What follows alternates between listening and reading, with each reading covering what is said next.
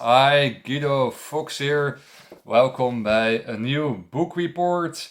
Today I want to talk with you about this amazing book. It's Zarathustra from Nietzsche, and Osho has made here his analysis about the story of Zarathustra, of the story of Nietzsche. So he make a big analyze, 550 pages about the book, the most famous book, what Nietzsche wrote. So that's very interesting, right? That a person is writing a book about the book because that is something what is unusual. But also what you see is that this book of Zarathustra of Nietzsche was so wrongly interpreted that someone has to give his own opinion, or in his case, the right opinion about the book of Nietzsche. The Nietzsche's text of Zarathustra were so deep, and there are different storylines in Zarathustra's book that it's very difficult for an outsider to understand the sentences that Nietzsche made in his book. So Osho made two books, and it is part one, 500 pages of the work of Nietzsche, Zarathustra. And the main point, the biggest storyline of Zarathustra is a guy who escaped from society and were living in a cave and become to himself and get an amazing spiritual transformation. So Nietzsche was inspired also by Eastern philosophers, Eastern wisdom guys, and wrote the book Zarathustra. Zarathustra is nothing more than the spiritual enlightenment process, the spiritual inner revolution in your body, and how you can reach it. But Nietzsche was very theoretical, so he knew the process of becoming higher in your spiritual realms, in your spiritual levels. But Osho finished it more, and we're going deeper in meditation. And Nietzsche was not into meditation, so there was the missing link in his own personal life where he got a depression and more depressions and never reach higher state of consciousness. So Nietzsche was theoretical, very clear, and very right in his analysis about spirituality and getting higher consciousness levels, but never make the step to meditation. But if you look at the philosophers, then Nietzsche was the one who was closed by the Eastern mentality and the Eastern wisdom. So what you see is also in Thailand and in Asia is that Nietzsche is very popular there because he made the most links to Buddhism and to other Eastern religion philosophies. So Zarathustra is the core essence is here your own individual spiritual transformation process. So that makes the book very interesting, and I think that Osho wrote 1100 pages of interesting knowledge about this book, and he explained it very well what the sentence in Zarathustra means. Because Nietzsche is always linked to the Nazis, But Hitler was understanding Nietzsche completely wrongly, and we see a lot of world wars. I mean, World War Three was two was coming from the wrong understanding of Zarathustra. So Osho was saying, okay, I will help society a little bit more to give my analysis about Zarathustra, what is going on there, and that we never are never going back to World War II, where we are dividing people in races and in colors and in backgrounds and have a lot of dying persons there, right? The first thing what is interesting is that Zarathustra a lot of times mentioned in his book Tranquil Eyes. Tranquil Eyes. It's a very interesting topic. If you going higher in your spiritual consciousness levels, then you get more glistering, relaxing, tranquil eyes. You become more peaceful, serene, and also your voice becoming warm and more grounded. So people can hear, hey, this is a very peaceful, relaxed guy, only because of his intonation. The intonation of your voice will become more deep and warm and more deep grounded, and you talk really from your seven centers, your gut liness, your seven chakra awakening. So you talk from ecstasy, you talk from ecstatic inner feelings. So your voice will be more different, your voice will be more nice and warm, and your eyes become more tranquil and more glistering. So Zarathustra made a transformation, and spiritual inner transformation with physical outcomes. That's maybe very interesting, with physical outcomes. So your aura around your body, your soft voice, your tranquil eyes, your glowing face, your glowing warm face, your relaxing voice is outcome of inner work. So what you see is your inner makes the outer. Inner makes the outer. Your inner revolution works to outer revolution. So that is what Zarathustra was going under.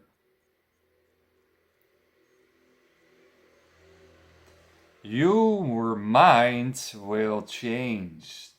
Your mind will focusing everything what I'm doing. I focus on my inner chakras. So if I talk to you, I talk through chakras. So your mind body work will change. And what we see later, if we gonna go into the work of Socrates and Jesus and Mansur, also a famous past mystic, all mystics here, then you are with your mind constantly in your body. So it's this mind inner body.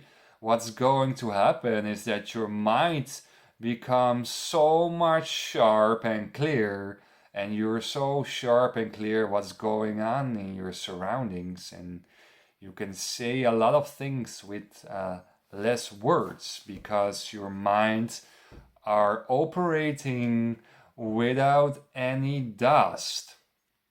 So your mind become more and more efficient without useless storage in your mind. Few years ago, I was full in my mind, constantly in my mind, what I have to do in the future, what I have to do in the coming hours, what was happening in the past. I was always in a hurry. I was always thinking. And now the thinking is different.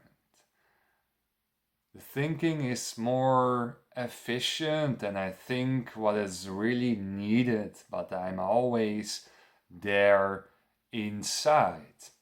I'm always mind, body, work to feel the crown chakra, to feel the third eye chakra, to feel the middle centers, and to feel the palm chakra. So your 7 centers, your Osho 7 centers are always in my body. So your Zarathustra awakening process is going on here.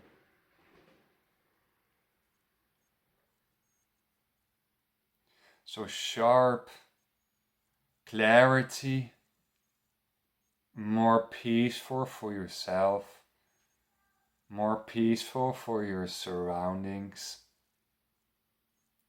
You're more an observer, you're more a witnesser. So you can change your inner world, you can change your inner body chakra mechanisms, and therefore you can also change from outside.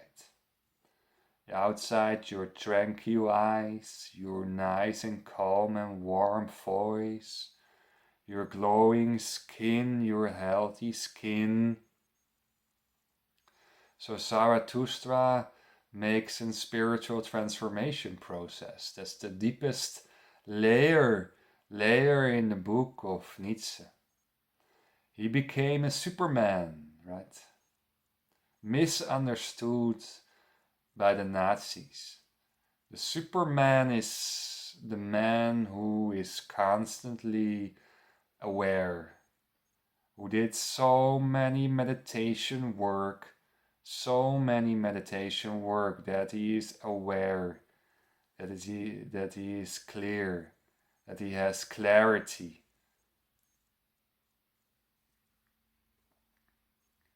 So Superman is related to spiritual growth. It's not related to your background of what kind of religion you have. Superman is related to spiritual evolution. Page 19, Tranquil Eyes. All this story is coming up by me because of the Tranquil Eyes. Osho was saying about spiritual development is that you have to overlive sexuality. And that's a very interesting topic. You have to overlive sexuality. 1999% of the people don't live their life what they want to live in their sexual desires.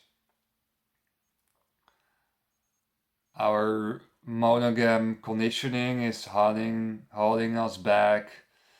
The pressure of your boyfriend or girlfriend to be close with you.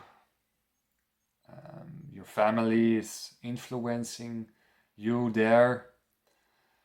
So in Western societies, you see that sex is really suppressed.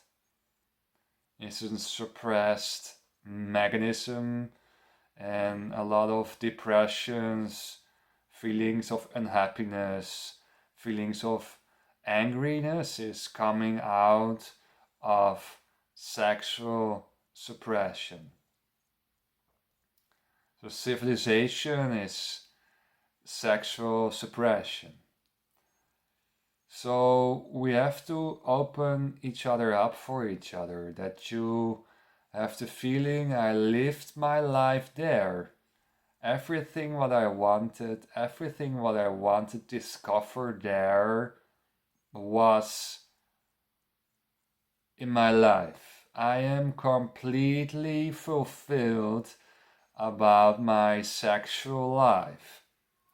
In your relationship, outside your relationships, in your wonderful, free, open relationships, you have to live your life fully there. Because you saw Buddha with his harem, Krishna with his harem, Rama with his harem, so all the kings who were going into spirituality, Marcus Aurelius, Osho, all lived in completely sexual overflow. They suppressed nothing. It was no hunting, no wanting, no neediness. Everything was okay. They had abundance, an abundance situation. And I feel and see that 1990%, 1990% of the people are still suppressed there. So you have to overlive that, because with any suppression, higher spiritual consciousness levels are not for you. You have to go through that phase of sexuality and discovering.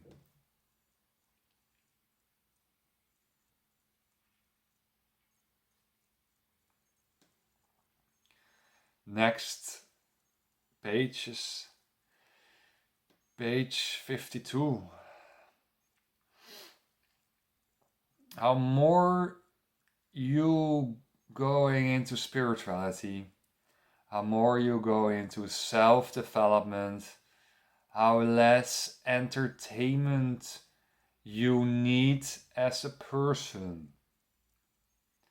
Entertainment is for misery people who have nothing to do, who are unhappy and constantly going into entertainment. Then to the cinema, then to a bowling center. Then I saw yesterday a center where you can climb, right? I mean, you can do entertainment what you want, but if you're constantly grabbing for entertainment to escape for your own miserable reality, that is another case. And that's what I see, what the most persons are doing in their life. They go from holiday to holiday, from party to party, from drinking to drinking, from football match to football match, from movie to movie, to be entertained. There's also some passiveness here. Be entertained. You're not the active part here. You're not the active streaming, blood streaming part here. You let yourself entertain. Do you learn something from it? Do you experience something? Or you fly away all the time for yourself? So passive entertainment can be an escapism to go mirror more to yourself and to reflect yourself more and more and what is going on in your emotions. So that's what you see, what Osho wrote here. You go from entertainment to entertainment, to be passive there too. So don't be that person, don't be that guy who is constantly searching for distraction and distraction and distraction.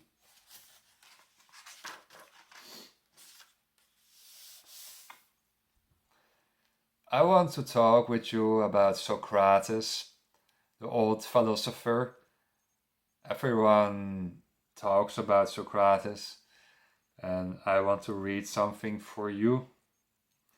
Socrates is embarrassing to him for the people who have the power. The very height of Socrates, the high consciousness levels of Socrates, makes people scary. The clarity, the intelligence, in every way, the superiority of Socrates is unbearable. So higher you go in your spiritual realms, your consciousness levels, how more people wants to drag you down. People become jealous. You have a kind of magnetic force. So people wants to drag you down to their own level. And that's what you see a lot, right? With people where you go with, they will drag you down on the same level, on their same insecurity level, on their same jealousy level. So if you're going into spirituality and you go out of the crowd, out of the masses, you will see that people can be more jealous on you. Jealousy is a society phenomenon. Our society is built on jealousy and competition, so that is incorporated in your mental conditioning. So society is competitive, is competition, and competition is leading towards jealousy, and it makes you unhappy, very unhappy. The crowd cannot tolerate an Socrates and an Jesus and an Osho. Socrates has to be destroyed. He makes millions of people feel inferior. It's not that he wants you to feel inferior. He wants you to become as superior as he is. But it is the very nature of things. Neither he wants you to feel inferior, nor are you devoid of the longing to be superior. So you can feel yourself very insecure, very inferior next to a new Buddha, next to the Buddha, next to Socrates, next to Osho, because he's very, very intelligent, he's very high sensitive clarity, so he can watch with his tranquil eyes through you. So it can become, it can become. In this book, I highlighted a lot of quote related material, and you can go to my website guidofox.nl, and there I wrote an article with all the quotes, what I found that's very interesting for you in this book. So you can go to guidofox.nl, and there is some quotes about this book, but it was not a current story to tell to you. to tell to you in all those beautiful quotes of Osho, all the deeper and deeper life wisdoms we can learn from this wonderful book, the first part of Nietzsche's Zarathustra, and God that can dance.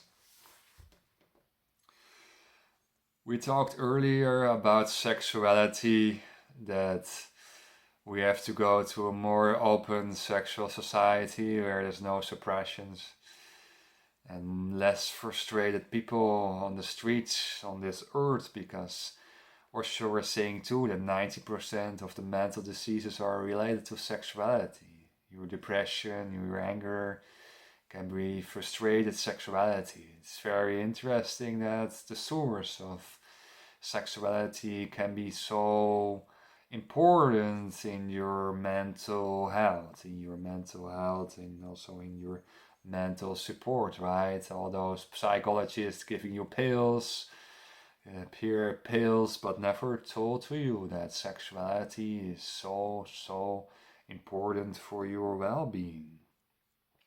So Osho was a guy who was not only from the books, but Nietzsche and Schopenhauer, Kierkegaard were more guys, philosophers, more for the books, but also Osho was more intense living and did also some practical experience. So he was going to the aboriginals in the jungle, and he was evaluation there the sexual process. And what's going on there is that the women don't live in any suppression, and also the men not. They can do what they want without jealousy of the group, and there is no pressure from group and family to become the brave and the polite monogam person. So there's no group pressures there, and there's no sexual suppression, and there are no suicides, there's no jealousy, and there are higher happiness levels than in our so-called Western civilization. We are thinking that we are superior in a lot of things, but I think we are in our mental health conditioning not so superior as we are thinking we are. So Western civilization can be falsification. So there was no prostitution by the aboriginals. There was no prostitution needed because there was an open sexual attitude towards each other. So no prostitutions, no divorce, no jealousy, and no suicide. So people were much more happier in these natural communities. What happened there is that the women can choose freely without the pressures of their mommy and daddy who are saying this guy is right or wrong.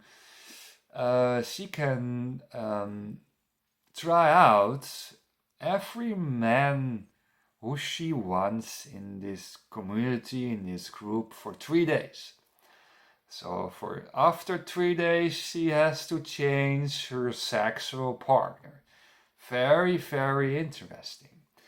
So she can change and try out, and maybe some guys another time, and try out which guy she wants to marry, and which guy is for more the long-term guy, for family, for children, whatever.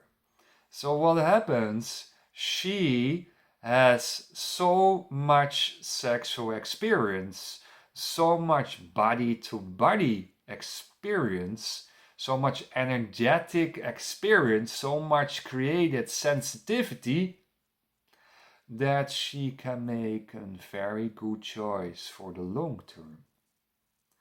So this is a long-term perspective because there are no divorce, no suicide, no jealousy of men, because they know that they are coming also because of the 3-day circulation. So there's no suppression by men, and men get their chance there to be sexual active. So not one all the time, but creates jealousy, and the other woman has a more beautiful guy, and the other guy has a more beautiful girlfriend, but there's more changing there, more sexual changing intercourses. So what happens? She tried out a couple of years, and then she found her partner. So she knows what she has in completely freedom and completely no distortion of parents. They have no opinion about the choice the daughter is making there to try out several men. So we are also always, because of the religious pressures of monogamy, of one man and one woman, we are thinking we are superior. But we are not. We are far and far from superiority. We have jealousy in Western civilization, so much jealousy, so much sexual suppression, so much prostitution. Prostitution is needed because of the sexual suppression of marriage and not finding out what you want, not discover your overlived sexuality. And that is what Osho also wrote about Nietzsche, Zarathustra, is that God is dead, right? Nietzsche said God is dead, and God is aliveness, God is expression, God is awakening, God is fun, God is flowing. So yes, God is dead because the religions were killing nature. So the religions on this earth are killing your nature. They bring the nature being, they suppress the nature being in yourself. So you can't be the free, open guy. You can't be the free, open woman you want to be.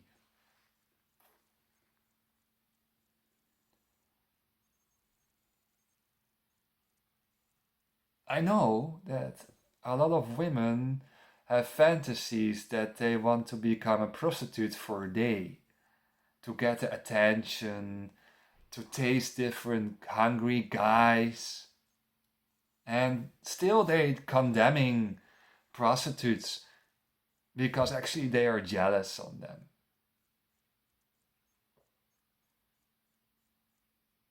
They want also be the open, flary, non-jealousy, relaxing, fearless women who get the attention from the man. So religion, society, mediocrity is suppression, is monogamy, is jealousy. Where are you this eve? How late you come home? Controlling each other, right, in relationships. Fear to lose each other. So that natural community were very healthy, very sexual healthy, no suicides. And you see that religion is going astray from nature. So that's the whole history of humankind. Always religion as control institution to suppress you, to suppress your nature. And now I hope we going into a century where nature and freedom and spiritual growth goes hand in hand. So we step out of that control institutions of church and state, of family, and we choose for ourselves, for our own mental health, and we create a more lovable and peaceful society, and be a little bit more free and open for each other. Thank you for watching this video, and have a nice day, and I see you by the next one, right? Bye bye.